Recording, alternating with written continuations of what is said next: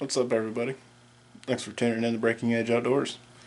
Deer season's officially over here in Illinois, so it's time to take the old Traverse, the old Mathews, take it down out of its hunting stance and get it back into 3D season. It'll be starting up here soon. There isn't going to be a whole lot to do. It's taking the old, my dedicated hunting arrows. I shoot the same shaft whether I'm hunting or whether I'm target shooting. It's time to take the old Grim Reapers out, put them to rest for the summer. Also, I got an old, I believe that is an Excalibur bolt cutter. Always keep a fixed blade in the quiver. You guys do that? Anyway, I'm not going to sit here and talk through this, because that'll get really boring.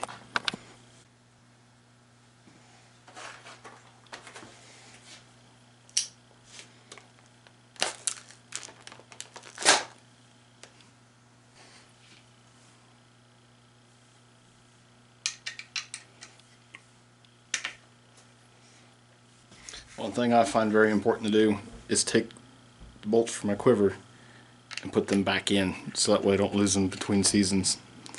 I use a quiver during 3D and target season, but I use a hip quiver.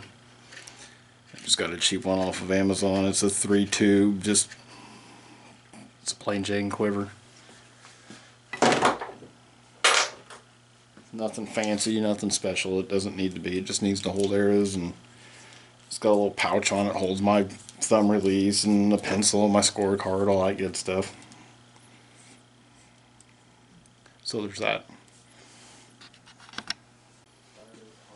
Alrighty, really, all we gotta do now is take the Wick Stick Stabilizer back bar bracket and reattach it, and we're set back up and ready to go.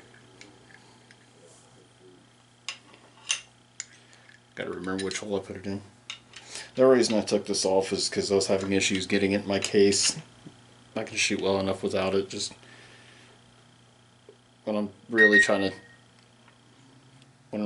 take my time and get a super precise shot, you know, trying to cut them rings and all that good stuff. I like to have it on. Just helps me out just enough to make it worth it.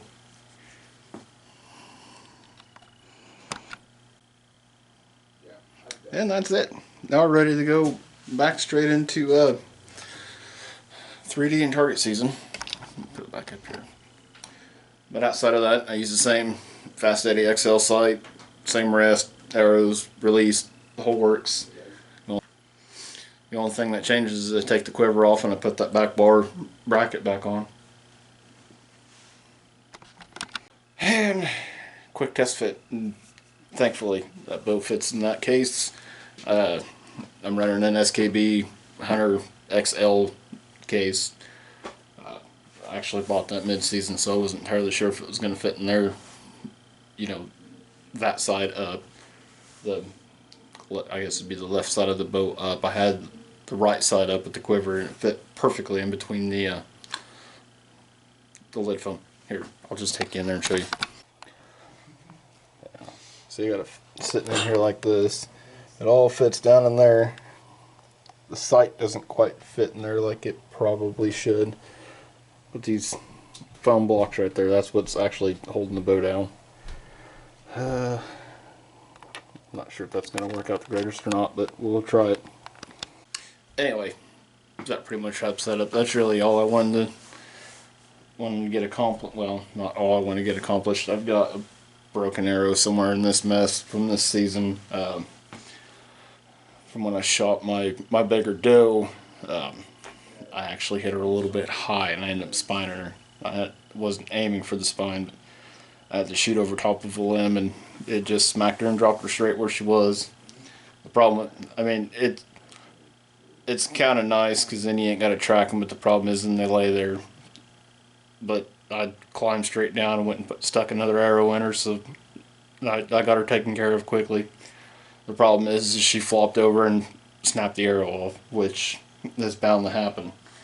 But I believe it might still be long enough to where I can get it cut down I'm going to see if I can get an extra 50 grains in my arrows and bring them up to a total weight of 550, somewhere in there. And we're going to change broadheads next year, I think. I think I'm going to go to a cut-on contact. That'd actually be great if I can get these Magnus stingers to fly. It's a 4-blade. Those are actually what I'm shooting out of my recurve. It's a pretty nasty, scary looking broadhead, but I want to give those a try and see how those are going to do.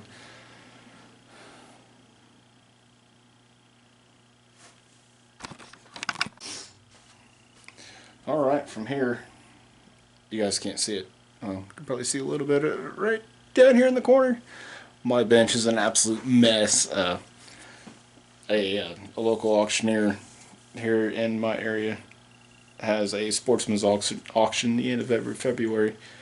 So I've got a bunch of stuff I'm going to take down there. So I'm going to clean this bench off real quick, and then I'll be back to you and do a little chatting, and then I'll let you guys go. Okay, got my bench cleaned off a little bit. I feel so much better about that. This big old box right here behind me. It's packed full of stuff that's going to go to auction. Cryle Auction Service, Strasburg, Illinois. They're the ones holding the sale. They're great auctioneers. They're great people to work with.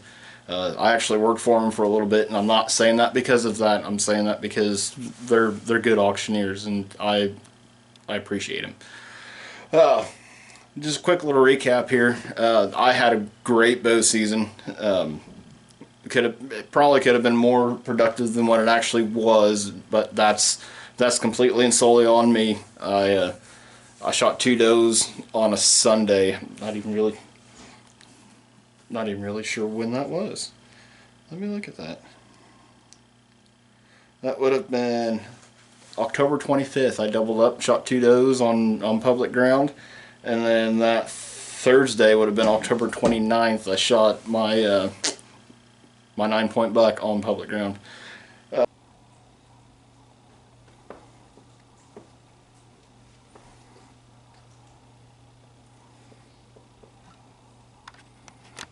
We do all of our own butchering and processing, so having that big of a workload during the wife's busiest time of the year with her work, that my freezers were full, and that kind of killed my motivation to get up and go. Well, that, and I was getting real good bucks on camera, on my trail cameras on my private ground that I've got, but I couldn't ever get the right wind to go hunt my stands. And I couldn't get in a tree to hunt the wind that I couldn't get away from. So that really slowed down and tapered off my season. But we did have a good season. Anytime that you can put meat in the freezer, to me, is successful.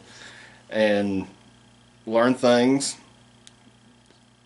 So I mean, it was a good season. Pea shooter, my daughter, she didn't harvest anything, but I think for a first season, she had a real great season. We seen deer almost every time that we went out. She did have the opportunity to swing on a doe. Unfortunately missed, but I don't think anybody would have shot that doe in that situation. She was on high alert, and it was 42 yards, and there's a little bit of miscommunication with the hash marks in the scope, ballistic marks, the drop marks, whatever you want to call them.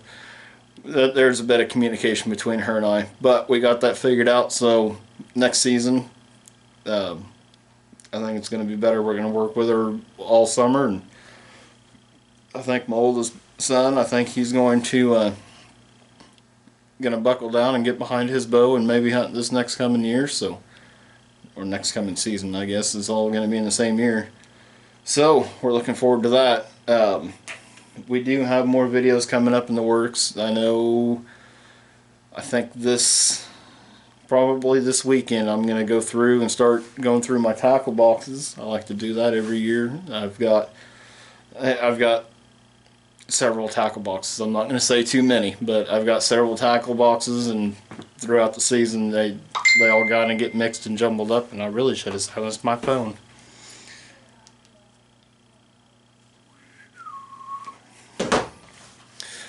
So we'll be going through those and getting those ready to go. It is the end of January, so here before too long the walleye will start running up in the spillway.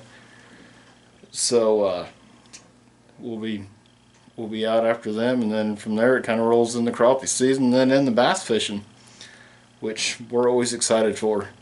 But thanks for taking time out of your day to watch this little cringe fest of mine. We do appreciate it. Appreciate the views. Appreciate it if you can hit the little like button, ring a little notification bell, and as always, subscribe. But really, that's all I've got. So whatever it is that you're after, get after it and keep after it.